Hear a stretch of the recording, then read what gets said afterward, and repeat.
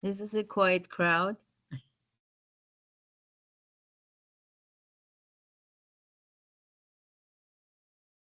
Good morning, Machine. Good morning. It's getting hotter out there. Yeah. No more field trips. Last time I got there, it was totally hot. Only 7 o'clock in the morning.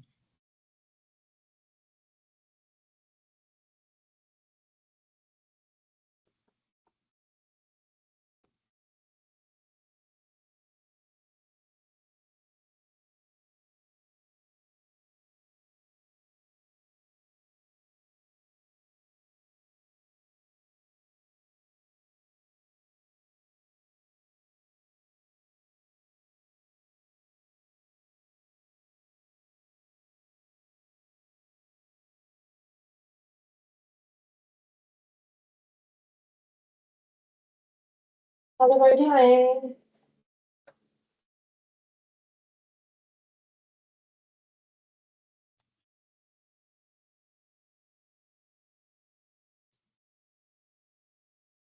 Hello, Melissa. Hey, Mashi. How you doing today? Good. I was saying it's getting hot out there. No more field trips for me. Only 6 or 7 o'clock in the morning. It's nice in the evenings too. Yeah. Only thing is sun is not there anymore, and we can't take good pictures. Yeah. There is that. There is that. But you're right.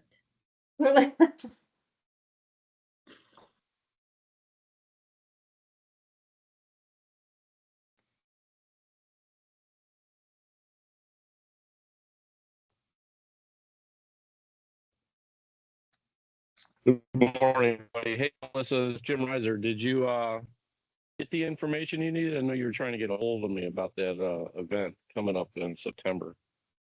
Yeah, we need to chat. I know that Susan has been trying to get a hold of you. Yeah, I you- got a hold of Susan, let her know we're good to go. We just need to probably wrap up a few details on that. Okay, as long as you got with Susan, we're good. I was just trying to Yeah, help we're good. We'll, reach out to you. yeah, we'll talk. Yeah, if you're at university next week, we can talk a little more about it. Okay. All Good. right.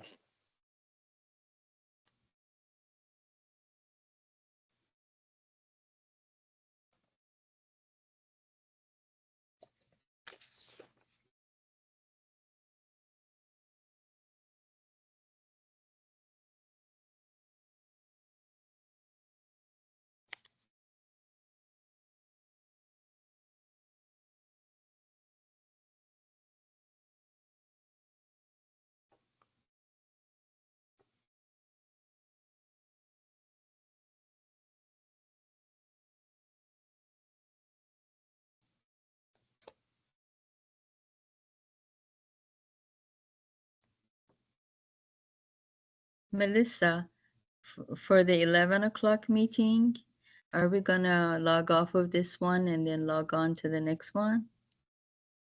Yes, if Okay. it just runs over, yeah. Some of us can just either hang out or just, pop on after a couple minutes, after the meeting's over. Yeah. Oh, just stay with this? Stay with Either this? way, yeah, I mean, Yeah, okay. I guess, yeah, some of us might not be part of this one. it'll be towards the end, so I don't think it'll be an issue.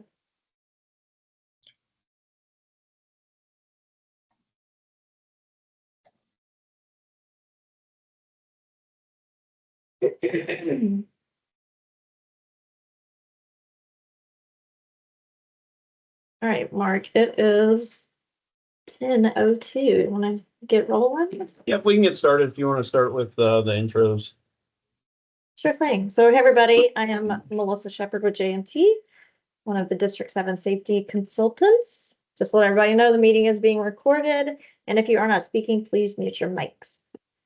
So we'll go down the list here. We have Basit Ali. Morning, everyone. This is Basit Ali, and I'm a transportation engineer. I work for Kimley Horn. Thank you. Susan. Hey all, Susan Boda with Banish, transportation consultant for DOT. That's why I'm here. Thank you. Brandy. Good morning, Brandy Howard, Suncoast Safety Council. We're the DUI program provider and also a traffic school. Thank you. Brenton. Brenton Mosher with USF Qatar. Thank you. David. Morning, everyone. David Haggerty with the City of St. Petersburg. Sir. Raymond. Good morning, Raymond Dresch with the City of Clearwater Traffic. Thank you. Mark. Sergeant Mark Easty, Pinellas County Sheriff's Office, CTST Chair. Thank you. Eric. Good morning, y'all. Eric Henry with FDOT District 7. Jay. Good morning, everyone. Jay Patel with Elm Engineering, Traffic Engineer. Thank you. Jennifer Hall. Good morning, everyone. Jennifer Hall with Nations Traffic Safety School. Thank you. Mashid. Good morning, Mashid Araste, American Quality Consultants, FDOT Safety Ambassador. All right. Matthew Belmonte. Hey, good morning, guys. Matt Belmonte from Gresham Smith Engineer. Thank you. Daniel. Sergeant Daniel Yeager-Smith with City of Clearwater Police Department. All right. Thank you. Jill. Officer Jill Cox with St. Petersburg Police Department. Thank you. Lori. Hello, everyone. Lori Palaio, JMT. Thank you. Jim. Jim Reiser, Florida Law Enforcement Liaison, District 7. Thank you. John. Good morning, John Ray, Pinellas County Public Works. Thank you. Sheila. Good morning, Sheila Rainey, Johns Hopkins All Children's, Florida Suncoast Safe Kids. And Autumn.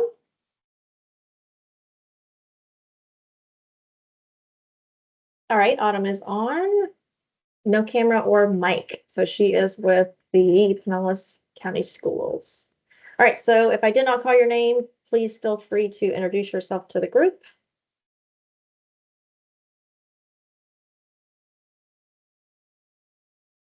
All right.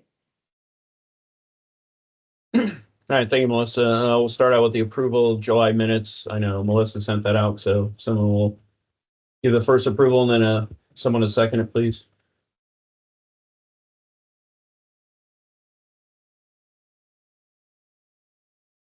I make the motion to approve this, Brandy. Thank you, Brandy. Second. Dan Eggersmith, I second it. Thank you. All right, we'll move into committee reports, starting with enforcement. We'll start with Clearwater PD Sergeant Eggersmith. Anything from last month? Anything coming up this month?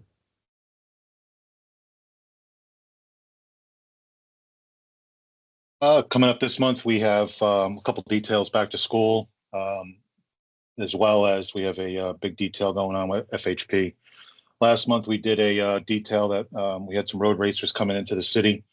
We worked with PCSO and FHP.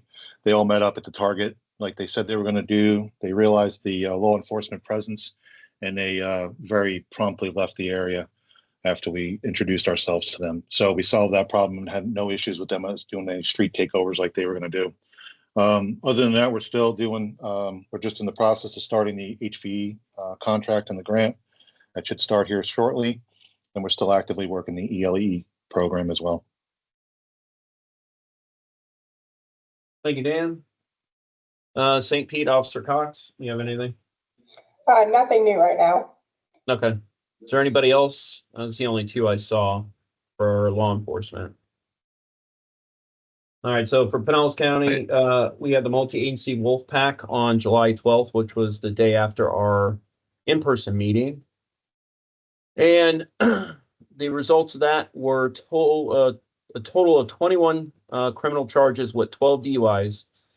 And we issued a total of 235 citations. So it was pretty successful that night.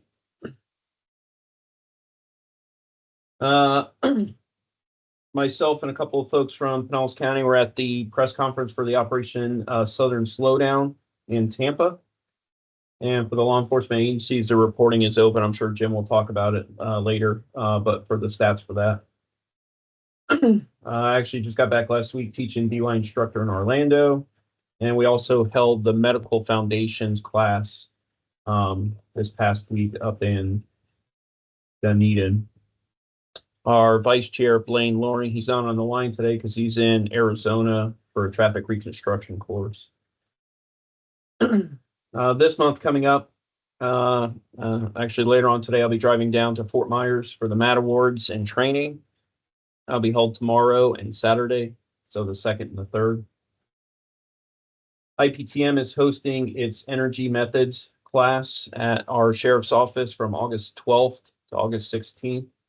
So for the two agencies, if you have anybody that would benefit from that class, it's free and it's local. Also, for the DREs, the National ICP DRE Conference is being held in DC from August 14th to the 17th. I'll be in attendance for that. And I should be in the attendance for the Florida Impaired Driving Coalition from August 22nd to 23rd. We're also going to be working the back to school detail and the HVE grant as well. I don't see anybody new on the line. Law enforcement, so we're good to go. All right, we'll go. Go ahead, Jim. This Jim Ryder. Do you want me to hit on the LEL stuff now during the enforcement? I can go ahead. cover it. It'll be quick. All right. Good morning, everybody. Jim Reiser, District 7 LEL. I missed you earlier. So we just did the law enforcement traffic safety challenge awards in Orlando. Good news, 2 Pinellas County agencies, actually 3, but FHP Troop C, the entire troop, they won 2nd place in urban troops. So, and then Treasure Island PD for their size agency won 3rd place. Pinellas Park got 2nd place. So we're looking forward to continued participation in that program. But you did have some local agencies points for their efforts during that. I'll be down at the Med Awards also with the sergeant coming up at the end of this week. Southern Slowdown reporting is still in progress through August 9th. So if any of your agencies haven't done the reporting yet, please take the time to submit that for what you guys did during that initiative between July 15th and the 20th. And we have the Drive Sober, Get Pulled Over Labor Day campaign starting on August 20th through Labor Day weekend. So we'll be running an initiative for that also. So that's all I have. I appreciate the time. All right, thank you, Jim. Hey, let's Mark. go with- Hey, Mark. I did have just a couple of things I want to mention on the law enforcement front. Go ahead, Eric. I think somebody might have alluded to it earlier, but just an FYI for everybody, August 21st, there's going to be a large speed enforcement campaign organized, I think through George Edmiston with Benish.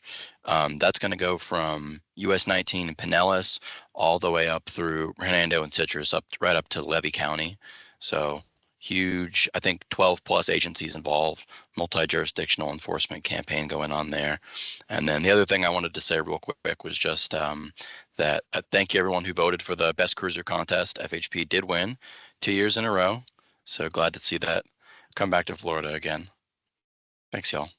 Yeah, and I know Steve Gasson was going to get with us and FHP to do a similar traffic enforcement detail, basically from the north end of Pinellas County all the way down to the Skyway, specifically for aggressive driving in the morning traffic. So he's not I believe on involved in 301. No, but Gasson's going to try to get one done for Pinellas County for morning traffic. He brought it up at the in-person meeting last month. So it'll be US 19 all the way down to the Skyway. It's not planned yet, but we're in the process of planning it. All right, anything else for enforcement? Nope. All right. Go on to engineering. St. Pete, do you have anything? A couple small things. We're still pursuing the Safe Streets for All grant that I mentioned last meeting rather. So that's still in the works. I know the county is also pursuing a grant, and they've asked us for a letter of support. So Cheryl Stacks is working on that. If there's anybody from the county on, she should have a letter of support for you by next week, I think. And we've got a new school zone that we're putting in on 62nd Avenue Northeast in front of the new Mangrove Bay Middle School. I think our operations crews are going out Saturday to have the new medians and signs put up before the start of school on August 12th. So that should be all up and ready to go in about a week's time. Other than that, that's all I got. Thank you, sir. Anyone else with engineering?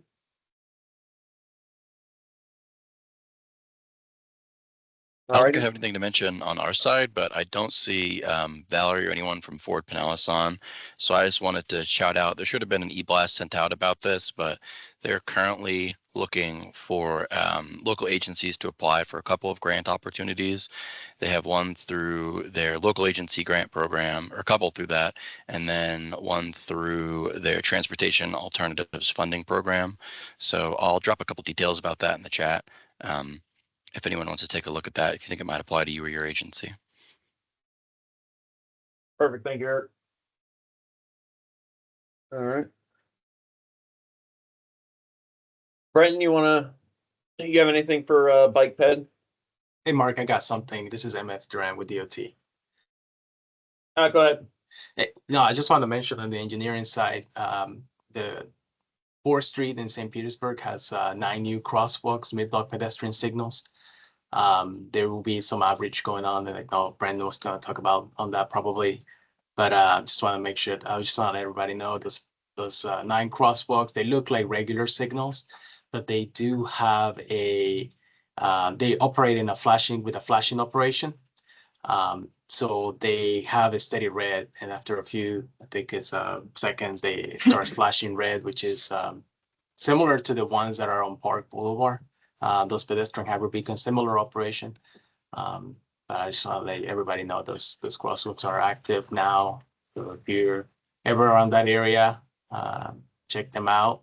And yeah, know about it. All right, perfect. Thank you. Anything else from engineering before we move on? All right, Brendan. Nothing for Nothing from Pinellas County on engineering. Thank you. Thank you, John. All right, so as Emma said, we are doing some outreach for the new NPS signals on 4th Street. And so we have been doing some on the street education, talking to pedestrians and bicyclists, especially stressing because these are 2-stage. So you have to press the button in the median. And we are going to launch just today, I believe, our geofencing campaign and social media about that with a little online quiz. And once I will send that around for distribution so you guys can help promote that sort of awareness for that. Otherwise, I don't believe we have anything for Pinellas for bike ped at the moment. Our teen traffic education has been handed over to first responders, so and law enforcement. So we're hoping that they get some good numbers for education this year. And that's all I have. Thank you, Brent. Brandy, anything about education? This month we're starting to offer a Spanish only level 1 first offender DUI class. So that is of great benefit to our Spanish speaking DUI clients who normally have to bring an interpreter to class. This is something we offered years and years ago, but got to a point where we really couldn't fill any classes. So now we have the demand back, and so we've reinstated that class. So we're happy about that. And then the only other thing is that we've seen judges starting to order the IDI class, which is an 8-hour intermediate driver improvement class. That is not something that our judges historically have been ordering, but we've seen that pretty recently. So I'm happy to see that they're ordering another course for, more education. So. Thank you, Brandy. Anyone else with education? Hi, this is Sheila from Johns Hopkins. We did a St. Pete Care Fair event over the weekend. It gave out 95 helmets to kids that were doing back to school event. And then we also wanted to mention that the Ped Bike Resource Center is out of bike helmets. People have been trying to order for back to school events and they are not available. Funding comes in October. So we're thinking anywhere from the second week to October to sometime in November before helmets can be reordered. And that's all I have. Thank you. Thank you. I'm dropping a link into the chat. Just a reminder, Mad's Golf Like Mad event. It's going to be the inaugural event. It's October 14th. You can go on there.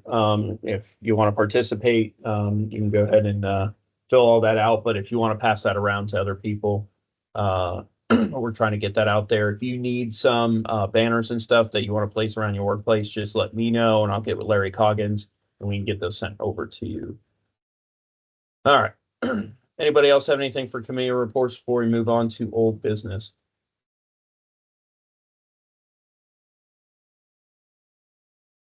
All righty. We'll move on to our problem locations. So the school buses, I'm sure that's going to be an issue once school starts up again. I know the sheriff's office will have our traffic guys and our DUI guys on day shift and in the afternoons following these buses and working the school zones as well. So this will ramp up once that comes back.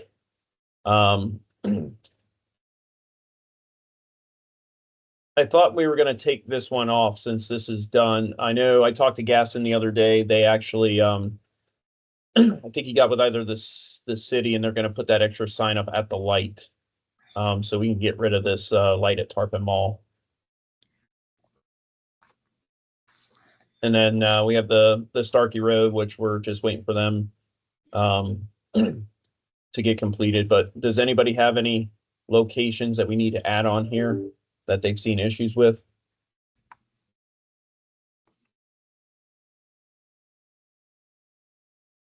Nope. All righty. We'll move on to HSIP with Mashi. Good morning again. Again, we're getting applications in for HSIP. We're reviewing and we're going towards putting it all together for funding. and we have had meetings on that. Now is the time to apply for new with new applications, because the previous applications have been reviewed and done. We just got some requests for LED lit stop signs.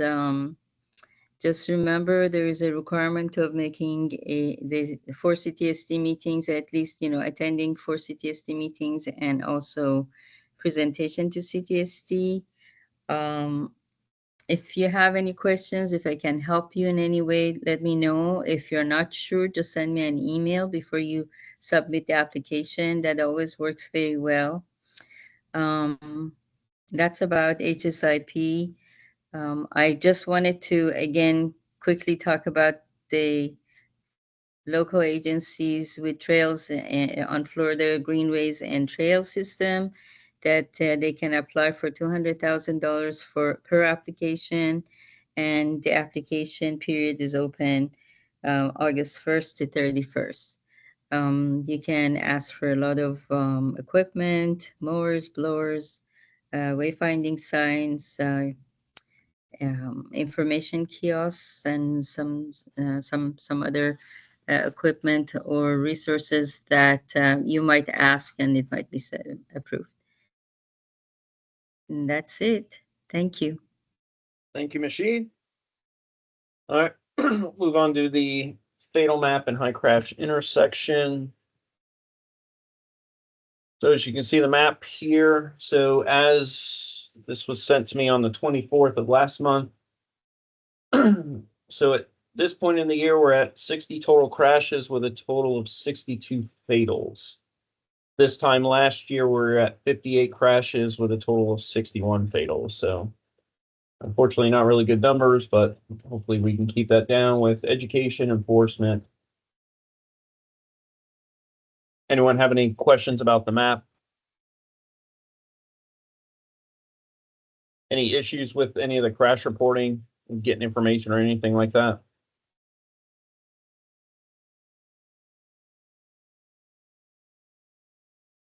Nope. All right.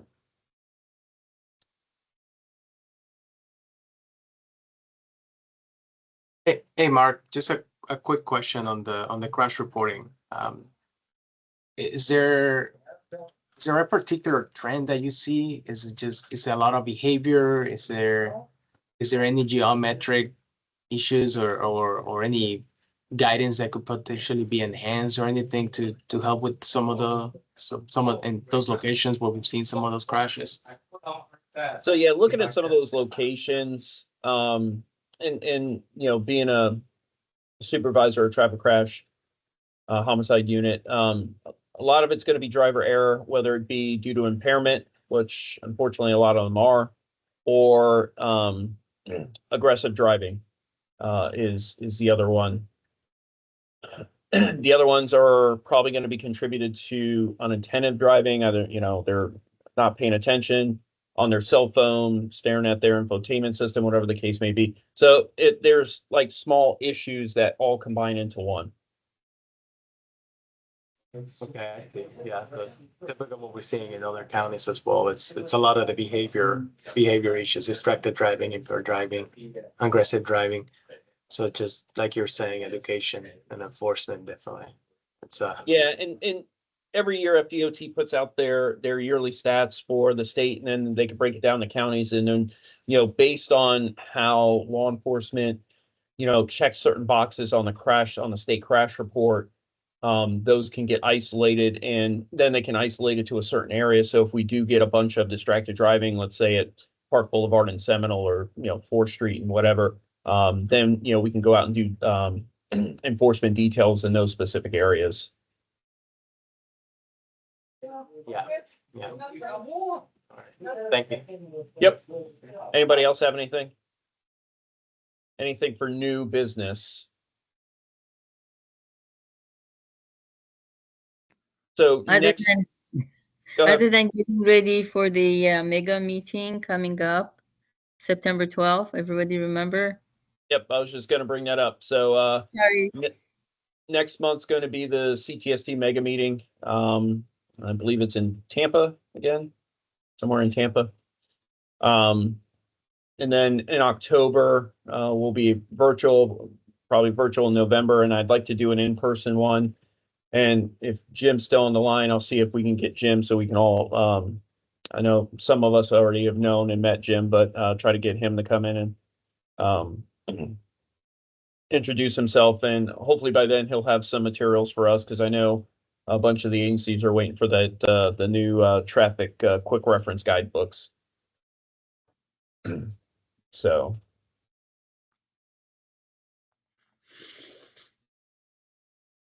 But that is all I have. Nobody has anything? Hey, Mark, this is Susan. Just real quick, I wanted to thank everyone for whoever responded to the survey. We got some really good things back, and I think we'll be working on those in the future to come up with some answers there. But I appreciate everybody that took the time to do it. So thank you. Yep, thank you, and thank you to those that participated in that. I saw that email, and I don't think I did one as soon as it came in. So, alrighty, well, if nobody has anything, Hey, Mark, sorry, I got one more announcement I gotta make. Save Ross to School. The cycle for applications is gonna be opening up on September 30th for the application portal. Save Ross to School is just projects that are eligible, sidewalk projects, anything that's within school zones, those type of things. Just be mindful that there isn't, the funding hasn't increased on Save Ross to School statewide funding, which is $7 million a year. And some projects are already been programmed in the last 5 years. I think for this year, there's only about a couple $1 million, if I'm not mistaken, available funding for Save Ross to School. So I would just keep in mind, if you're looking for any funding for school zones and school areas, probably something along the lines of payment marking, signing, RFPs, those type of project, kind of like low cost, school zone type of equipment. That may be something for you to think about if there's something that you want to pursue, that you have a need for.